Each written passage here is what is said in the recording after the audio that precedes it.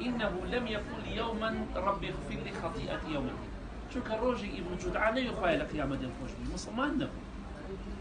برام خو كافريش هم يقبلوا باينية ولكل درجات مما عمل فاقرأ فرمي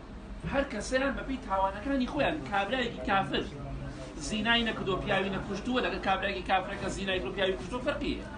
همویان بەپی تاوانەکان سزا بۆ کافر هەموو یەک سزایەکی نییە کابراایەک سەرکردەیە بۆ ملیۆنێک خەڵکی کوشتووە کەسێک نەک نەفەری کوشتووە بۆیە بەپی تاوانەکانیان سزا ئەدێن و سزاکەیان سەخت دەکرێت ئەوەش ئەدیسۆنیش یا هەر کەسێکی تر مادەم بە موسڵمانی دەبێت سوودی نییە بە قیامەت و ئەمڕۆ ڕاستەکەی ئیسپادەمان زۆر کردو بەڵام ئەم کارەبایە سوودی زۆر بەڵام گومانی جانی هۆکارێکی ڕئیسی بۆ فەسادی ئەوەش ئەولانیش هەیە بەتایبەتی ئەم 15 ساڵە